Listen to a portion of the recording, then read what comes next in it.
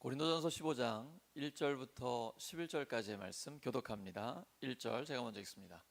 형제들아, 내가 너희에게 전한 복음을 너희에게 알게 하노니 이는 너희가 받은 것이요 또 그 가운데 선 것이라. 너희가 만일 내가 전한 그 말을 굳게 지키고 헛되이 믿지 아니하였으면 그로 말미암아 구원을 받으리라.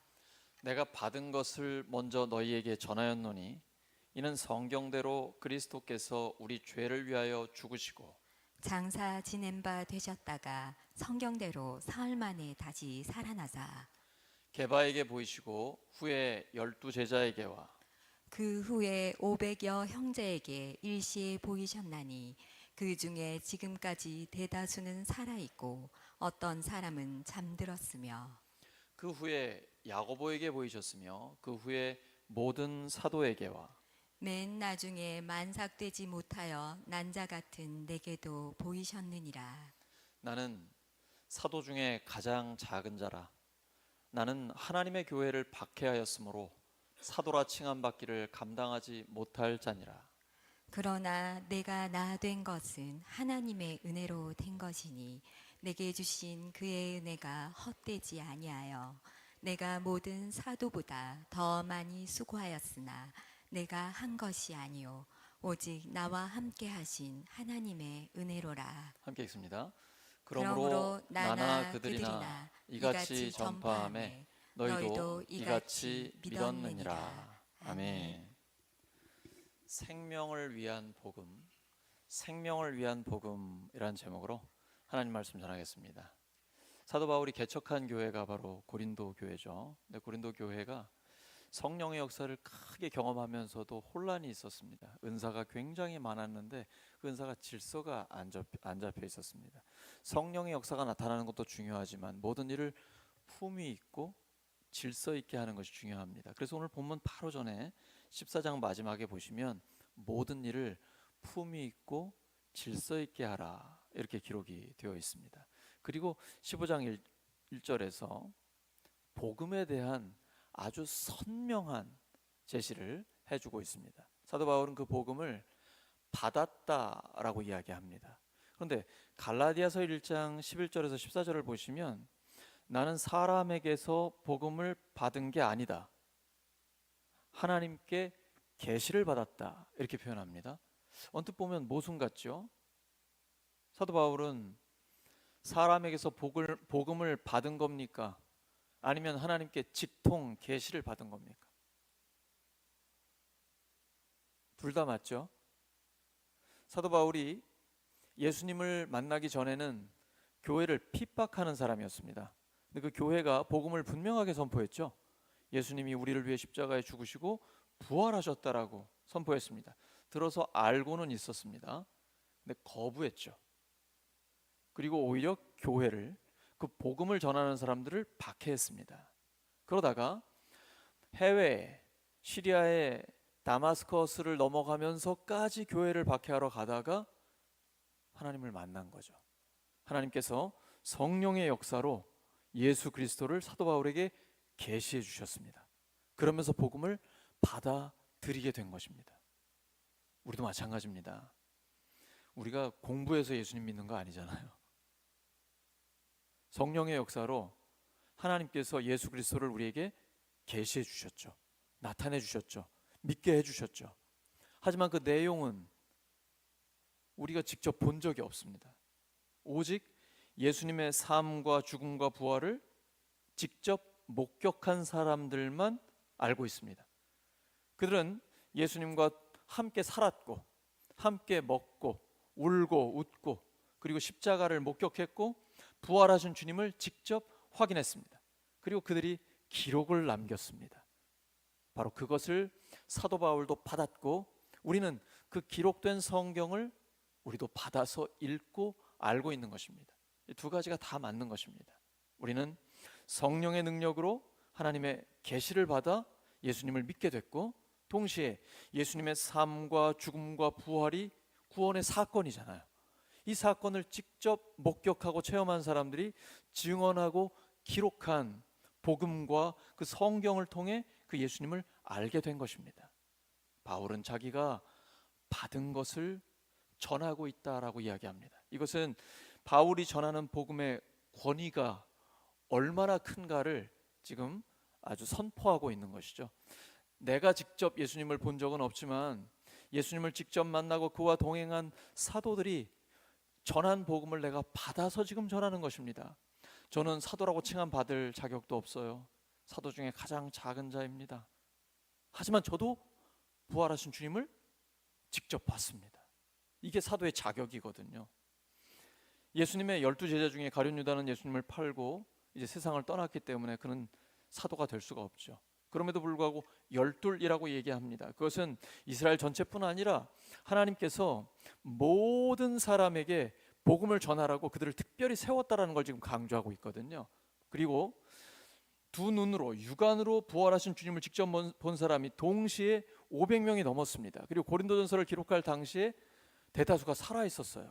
그러니 예수님의 부활을 못 믿는 사람들이 여기 있습니다. 와서 증언해 주세요. 그럼 당장이라도 올 사람들이 주변에 있다라는 것이죠. 안타깝게도 고린도 교회 내에는 부활은 없다라고 주장하는 사람들이 있거든요. 그래서 바울이 지금 예수님의 부활을 믿지 않으면 당신 구원받지 못합니다.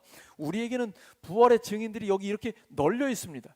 지금 당장 와서 증언하라고 해도 올 사람 굉장히 많아요 라고 강력하게 지금 이야기하고 있는 거예요. 그러면서 그 복음의 내용을 말합니다. 성경대로 예수님이 우리를 위해 십자가에 죽으셨고 장사되셨다가 성경대로 부활하셨습니다. 바로 이 복음의 내용은 저는 제가 직접 본 적이 없지만 저는 부활의 주님을 만났고 그 주님이 저한테 가서 복음을 전하라고 소명을 주셨습니다. 저는 주님께 보냄을 받은 사람입니다. 그래서 사실 자격도 없지만 하나님의 은혜 때문에 제가 사도로서 지금 사역을 하고 있습니다. 그리고 성령의 역사로 놀라운 열매들을 맺어주고 계십니다. 근데 우리 주변에는 사도들이 많이 있잖아요.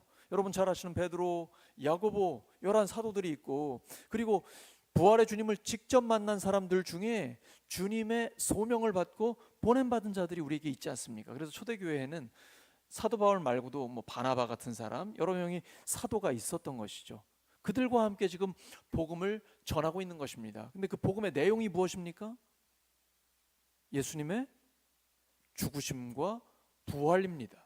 근데 이 중에 십자가만 이야기하고 부활을 얘기하지 않는다면, 난 부활이 있는 걸 믿지 못하겠다라고 얘기하면 당신 구원받지 못합니다. 왜냐하면 복음의 분명한 내용을 믿지 않고 있기 때문입니다. 그래서 바울이 지금 본문의 1절, 2절 이게 시작되면서 그 복음을 굳게 붙잡아야 한다는 걸 강조하고 있습니다. 그냥 내가 믿고 싶은 대로 믿는다고 구원받는 게 아니에요. 구원의 사건, 실제 인류 역사에서 일어난 예수님의 삶과 죽음과 부활, 그 중에 특별히 예수님의 십자가와 부활의 사건을 복음 그대로 믿어야 합니다. 그래야 그 구원의 사건이 우리를 실제로 구원하는 것입니다.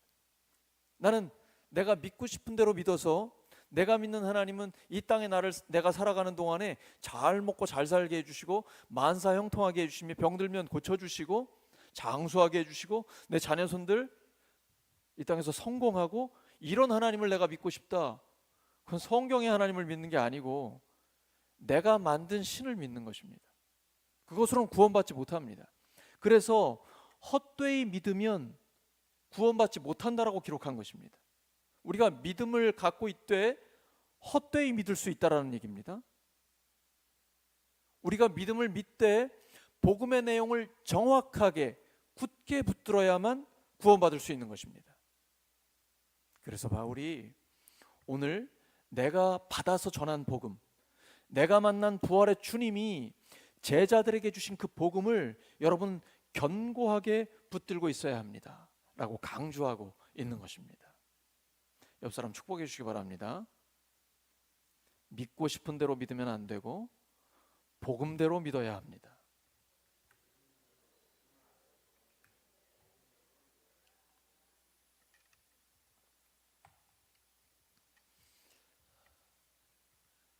오랜 기간 베스트셀러 중에 모건 하우저의 불변의 법칙이라는 책이 있죠. Same as Ever라는 원제인데요. 지금 시대가 급변하잖아요. 어떤 연구조사에 보면 4년 정도 뒤에는 AI 때문에 인류의 종말이 올 것이다라는 보고도 지금 뉴스에 나와요. 얼마나 빨리 변하는지 몰라요. 그냥 AI랑 대화하잖아요. 근데 그 대답을 들어보면 기가 막히거든요. 이런 급변하는 시대에 우리가 어떻게 사회에 적응할 수 있을까? 미래를 예측은 할 수 있나? 준비할 수 있을까? 이런 게 우리의 관심사잖아요. 근데 모건 하우젤의 결론은 그거예요. 역사를 공부해 보면 엄청난 변화를 가져오지만 그건 우리가 예측이 안 된다. 예측할 수 있으면 다 준비하게요? 코로나19 예측했습니까? 우크라이나 전쟁? 이스라엘과 하마스의 전쟁? 앞으로도 또 일어날 거거든요. 아무도 예측을 못하기 때문에 이건 우리에게 충격이 되는 것이고 모든 사람들에게 큰 변화를 가져오는 것이거든요. 그래서 변하는 거는 우리가 예측할 수가 없지만 변하지 않는 것에 초점을 맞추고 준비해야 된다는 얘기예요. 근데 아무리 그래도 다 변하죠. 세상은 다 변하잖아요. 우리는 뭘 붙들어야 합니까? 변하지 않는 하나님의 말씀을 붙드는 것이죠. 이게 불변의 법칙입니다. 복음이에요. 복음은 예수님의 죽으심과 부활의 복음입니다. 이 복음은 모든 믿는 자를 구원하는 하나님의 능력입니다. 이건 영원히 변하지 않습니다. 견고하게 붙드셔야 합니다. 예수님의 죽으심과 부활은 역사적인 사건이고 그 구원의 사건을 통해 우리에게 구원이 임했습니다. 이 복음을 견고하게 붙드는 사람만이 구원받습니다. 자기 믿고 싶은 대로 믿는다고 해서 구원받는 게 아니에요. 오늘 고린도전서에 명확하게 기록되어 있잖아요. 예수님의 죽음과 부활의 복음을 굳건하게 붙드는 사람만 구원받을 수 있다. 우리 그리스도인들은 이 복음 들고 세계 곳곳으로 나아가야 합니다. 아직도 이 복음을 모르는 사람들이 너무나 많습니다. 사도행전 1장 8절에 우리에게 주어진 명령이요 하나님의 약속입니다.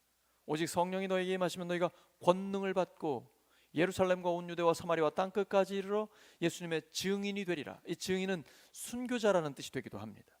그래서 베드로를 비롯한 수많은 예수님의 제자들은 그 복음을 들고 증인으로 나아가 순교했습니다.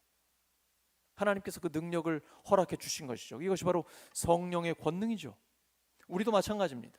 그 성령의 권능을 힘입어서 우리가 울산에서 시작하여 세계 곳곳에 나아가 그곳에 있는 수많은 사람들에게 복음을 전해야 합니다. 그들의 문화를 이해해야 하고, 감사하게도 오늘날 K-팝이나 K-컬처가 세계 곳곳에 퍼져 있어서 그들이 한국 문화, 한국인들을 굉장히 환영하고 있습니다. 우리가 세계로 나아가 복음을 전할 수 있는 절호의 기회입니다. 뿐 아니라 우리는 그들의 문화를 이해하고 그들의 문화의 옷을 입혀서 복음을 전해야 합니다. 복음은 내용은 동일하지만 옷은 그 문화마다 달라질 수 있거든요. 그들이 이해할 수 있는 복음을 전해야 합니다. 복음의 진리, 정수를 가지고 그들의 문화의 옷을 입혀 나아가는 것이죠. 그러면 세계 곳곳에 수많은 사람들에게 복음을 전하고 그들을 하나님께로 인도할 수 있는 것입니다. 이 복음은 개인에게만 주어진 것이 아니라 공동체에게 주어졌습니다. 복음에 합당한 삶은 개인뿐 아니라 공동체 전체에게 주어진 것입니다. 공동체를 통해 복음이 드러나게 됩니다. 이건 굉장히 중요한 의미를 갖고 있죠. 오늘날 공동체가 깨어졌기 때문입니다. 수많은 가정들이 깨어졌고 많은 공동체들이 와해되어 있습니다. 그런데 교회가 복음의 진리를 기초로 해서 건강하고 행복한 공동체를 세우게 된다면 이 시대에 대안 공동체를 줄 수가 있습니다. 그것이 바로 교회요, 목장이요, 가정이 되는 것입니다. 복음은 하나님께로부터 계시로 왔고 예수 그리스도의 십자가가 그 중심이 되며 그리고 성령의 능력으로 복음이 믿어지게 되는 것입니다. 그것을 믿은 개인과 가정, 목장과 교회가 이 시대의 대안이 될 수가 있는 것이죠. 이것은 복음을 듣고 회개할 때 가능합니다. 회개를 통해서 예수님은 하나님 나라를 우리에게 선물로 주십니다. 하나님 나라는 하나님의 통치 영역입니다. 내 마음에 하나님이 지금 다스리고 계시다면 하나님의 나라가 이루어진 것입니다. 우리 교회가 하나님의 뜻을 이루고 있다면 하나님의 나라를 경험하고 있는 것입니다. 우리의 목장이 하나님의 역사가 나타나고 있다면 그 목장에서 하나님 나라를 경험하고 있는 것입니다. 바로 이렇게 예수님을 믿게 되면, 복음을 받아들이게 되면 하나님의 자녀로서의 새로운 삶을 살게 됩니다. 그래서 하나님 뜻대로 살고 싶고 항상 하나님과 올바른 관계를 유지하고 싶습니다. 근데 이것은 이렇게 모여 있을 때는 잘 드러나지 않습니다. 내가 혼자 있을 때가 진짜 내 모습입니다. 사도 바울은 부활하신 주님을 만난 다음에 사람들을 찾아가지 않았습니다. 그는 아라비아 광야로 가서 3년 정도를 머무르게 됩니다. 왜 거기 있었을까요? 성경에 자세한 내용은 나와 있지 않지만 광야에 있어 본 사람은 압니다. 하나님과 독대하게 됩니다. 요즘은 혼자 있는 거를 잘 못해요. 항상 어떤 무리들 속에 있어가지고 그들과 함께 있고 싶어 합니다. 외로움을 잘 견디지 못하죠. 그래서 항상 스마트폰을 보고 미디어에 노출되어 있고 그들의 꾸며낸 삶, 과장된 삶, 편집된 삶을 통해서 자꾸 부러워하고 거기에 유혹을 받고 합니다. 여러분, 미디어 끊으셔야 돼요. SNS를 다스려야 됩니다. 왜냐하면 가장 좋은 것만, 가장 화려한 것만, 그것도 뽀샵해가지고 편집해서 올려놓는 거잖아요. 거기에 속으시면 안 돼요. 우리의 삶이 그렇습니까? 그래서 미디어를 절제하고 말씀에 집중하셔야 돼요. 그게 광야예요. 광야는 내가 혼자 있는 것입니다. 근데 홀로 있지만 홀로 있지 않습니다. 그냥 나 혼자 있으면 그건 광야가 아니에요. 홀로 있지만 하나님과 함께 있는 것입니다. 광야에서 나 혼자 있으면 내 속사람의 정체가 드러납니다. 함께 있을 때는 잘 모르는 미움과 분노, 내 안에 있는 욕심, 욕망들이 드러나게 됩니다. 그래서 그 죄를 깨닫게 되고 하나님 앞에 고백하며 용서받아 깨끗함을 얻게 됩니다. 이때 하나님과의 친밀함이 깊어지게 되는 것이죠. 광야에서 나의 하나님을 깊이 만나게 됩니다. 지금 바울이 부활하신 주님이 12 제자에게 나타났고 500여 명에게 동시에 나타났고 그리고 나중에 만삭되지 못한 자 같은 부족한 저에게도 나타났습니다라고 얘기해요. 바로 나의 하나님입니다. 내가 부활의 주님을 만났습니다 라고 고백합니다. 나의 하나님에 대한 확신이 있어야 돼요. 이건 광야에서 가능해요. 그래서 항상 혼자 있는 시간이 필요합니다. 예수님은 공적인 사역을 시작하기 전에 광야에 계셨습니다. 40일 동안 금식하면서 광야에서 사탄의 유혹을 이기셨습니다. 모세는 이집트의 왕자였습니다. 왕이 될 수 있는 사람이었어요. 자기 힘으로 한번 백성들을 구해보려고 했는데 실패했습니다. 그리고 40년의 광야를 거쳐 이스라엘의 탁월한 지도자가 됐습니다. 다윗, 기름 부음 받은 자였습니다. 골리앗을 이겼어요. 우리 엘리베이터 보니까 그냥 굉장히 충격적인 사진이 있더라고요. 위대한 인생 다윗, 골리앗을 이겼습니다. 하지만 그는 왕의 살해 위협을 받으면서 광야를 헤매게 됩니다. 그 광야에서 다윗의 영성이 깊어졌습니다. 여러분, 성경의 인물들은 다 광야를 거친 사람들이에요. 홀로 있지만 홀로 있지 않은 사람이에요. 그 가운데서 나의 하나님을 만나는 겁니다. 다윗이 여호와는 나의 목자시니 내게 부족함이 없으리로다 고백하죠. 아브라함이 만난 하나님은 나는 너의 방패요 지극히 큰 상급이라고 말씀하시는 하나님이십니다. 아브라함이 만난 하나님은 죽은 자를 살리시고 없는 것을 있는 것처럼 부르시는 하나님이십니다. 전능하신 하나님이에요. 백세의 아들 주시는 분입니다. 하나님께는 불가능한 것이 없습니다. 여호수아가 만난 하나님은 두려움에 떨고 있는데 용기와 힘과 격려를 주시는 하나님입니다. 오직 강하고 극히 담대히 하여 하나님의 말씀을 다 지켜 행하라. 좌로나 우로나 치우치지 마라. 네가 어디로 가든지 형통하게 될 것이다. 기드온이 만난 하나님은요, 기드온은 소심했습니다. 열등감에 사로잡혀 있었어요. 그런데 하나님 사자를 통해서 너는 큰 용사다라고 말씀하십니다. 증거를 다 보여줘요. 그리고 정말 기드온을 승리자로 세워주십니다. 기드온이 만난 하나님, 나의 하나님에 대한 확신이 있어야 돼요. 동시에 우리의 하나님에 대한 경험도 있어야 합니다. 저는 항상 주일이 기다려집니다. 일주일 내내 주일 예배에 초점이 맞춰져 있습니다. 주일 예배 우리 성도들과 함께 예배 드릴 때 성령님이 우리에게 어떻게 역사하실까? 찬양할 때 어떠한 가사로 다가오실까? 어떠한 감동을 주실까? 우리에게 무슨 말씀을 주실까? 주님 기대합니다. 고대합니다. 우리의 하나님, 우리가 만나는 하나님. 여러분 이런 감격이 있으십니까? 있으세요? 주일 예배에 하나님이 주시는 그 말씀의 풍성함을 경험하고 계십니까? 지금 하나님의 음성을 듣고 계십니까?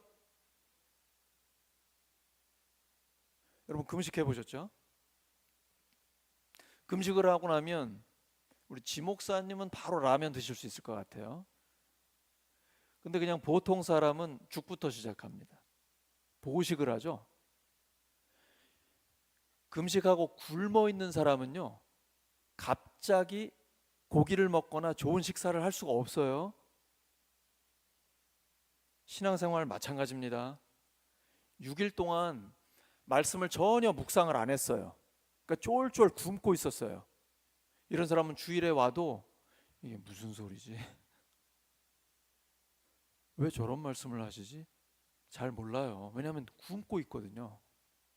근데 6일 동안 하나님의 말씀을 계속 묵상하고 날마다 하나님의 말씀을 먹은 사람은 건강하잖아요. 식욕이 왕성해요. 주일이 기다려져요. 우리 공동체에게 주시는 하나님의 말씀이 뭘까? 기도하면서 기다리는 거예요. 여러분 주일에만 밥 먹으면 영양실조 걸립니다. 일주일 내내 말씀을 드셔야 돼요. 오늘의 양식이에요. 만나예요.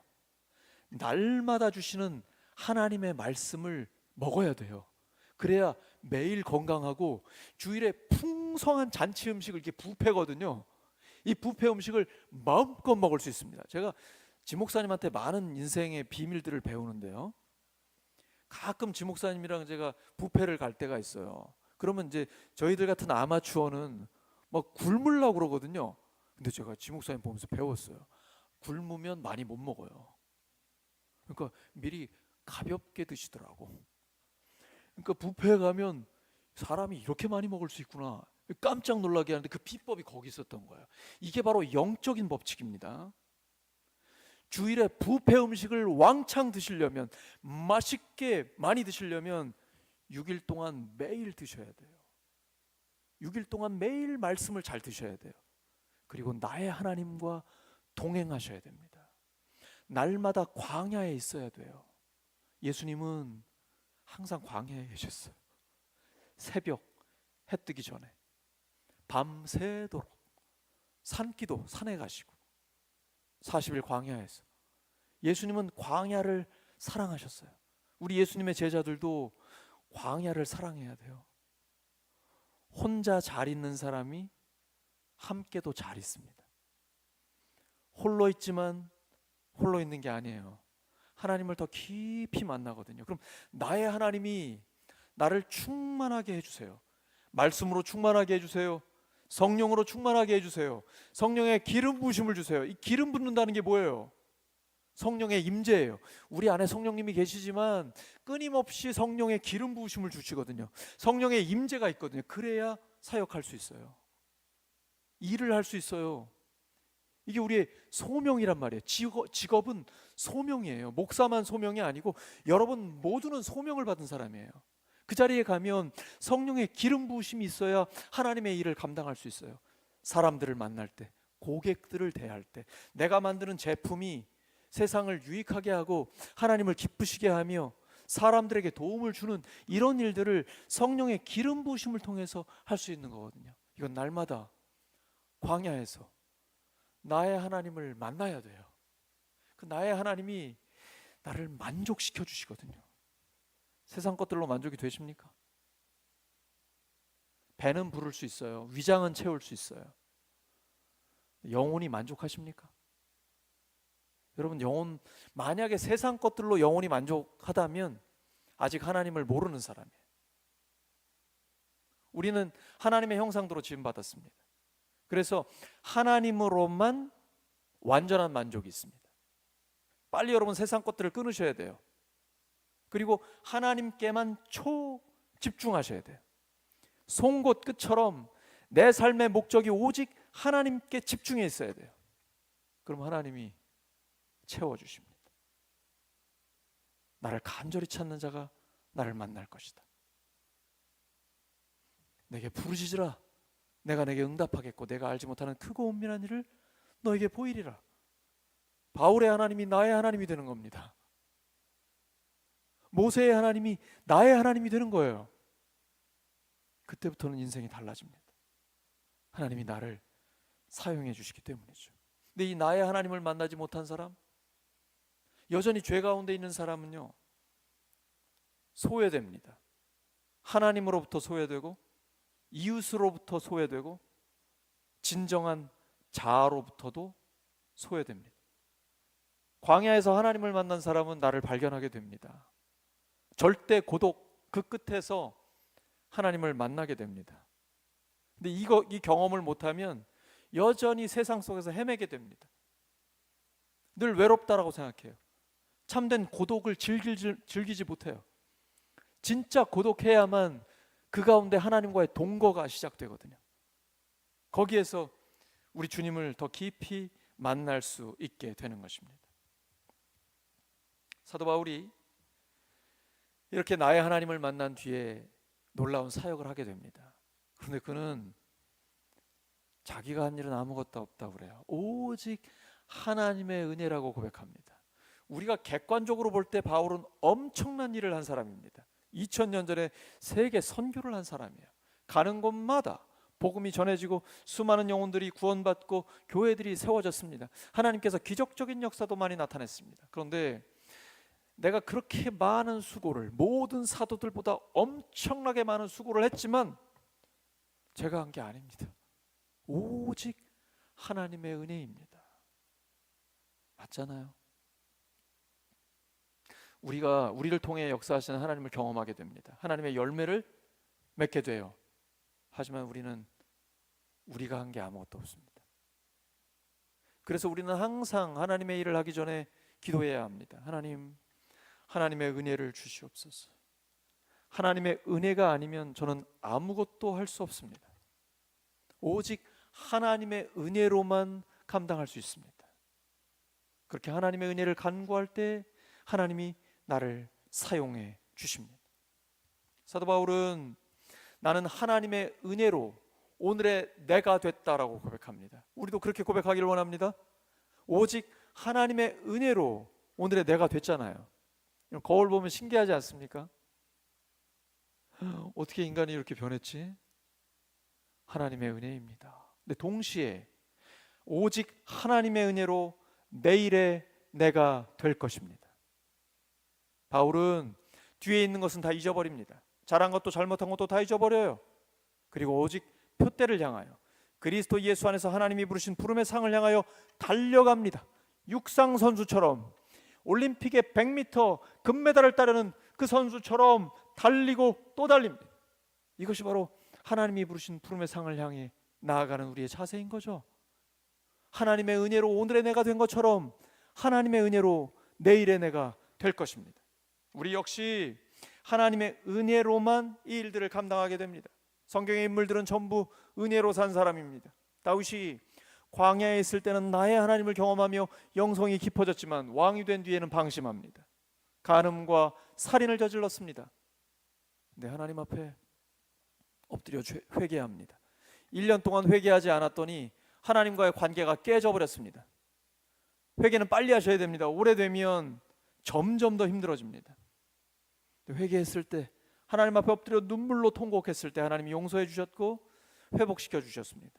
그래서 기쁨도 회복되고 구원의 감격도 새로워지고 하나님과의 관계도 회복되게 됩니다. 아브라함은요, 자기 목숨을 지키려고 아내를 2번이나 누이라고 속이는 거짓말쟁이였습니다. 인간적인 방법으로 이스마엘을 얻었어요. 그러나 하나님은 그에게 다시 기회를 주셨습니다. 베드로는 예수님을 저주하며 부인했던 배신자입니다. 하지만 성령의 충만함을 받고 목숨을 내놓고 복음을 전합니다. 죽는 것도 두려워하지 않는 예수 그리스도의 제자요, 순교자요, 증인이 되었습니다. 모든 것이 하나님의 은혜입니다. 오직 하나님의 은혜로만 우리는 이 일들을 감당할 수 있는 것입니다. 말씀 정리합니다. 우리에게 주신 복음은 생명을 위한 복음입니다. 지금 죽어도 우리는 천국입니다. 지금부터 영원까지 영원한 생명을 누리는 것이 바로 하나님의 자녀로서의 삶입니다. 근데 이 생명을 유지하려면 오직 복음을 굳게 붙들어야 합니다. 예수님의 죽으심과 부활의 복음을 견고하게 붙들어야 합니다. 그리고 나의 하나님에 대한 확신이 있어야 합니다. 오직 하나님의 은혜임을 기억해야 합니다. 세 가지입니다. 오직 복음, 예수님의 죽으심과 부활의 복음을 견고하게 붙들어야 합니다. 오직 나의 하나님에 대한 확신이 있어야 합니다. 오직 하나님의 은혜임을 기억해야 합니다. 이렇게 이 복음을 전하고 복음에 합당한 삶을 살아 더 많은 사람들을 하나님께로 인도하는 우리 모두가 되기를 예수 그리스도의 이름으로 축원합니다. 말씀 기억하면서 합심하여 기도합니다. 하나님 아버지, 생명을 위한 복음을 저희들에게 주셔서 감사합니다. 예수님의 십자가와 부활의 복음을 굳게 붙잡기를 원합니다. 하나님, 저희들을 붙잡아 주시옵소서. 광야에서 나의 하나님을 더 깊이 만나고 경험하고 하나님으로 충만해지는 경험을 하게 하여 주시옵소서. 오직 하나님의 은혜임을 잊지 않고 온유하고 겸손하며 끝까지 하나님 앞에 엎드리는 저희들 되게 하여 주시옵소서. 하나님, 저희들을 사용해 주시옵소서. 도우심을 감사합니다.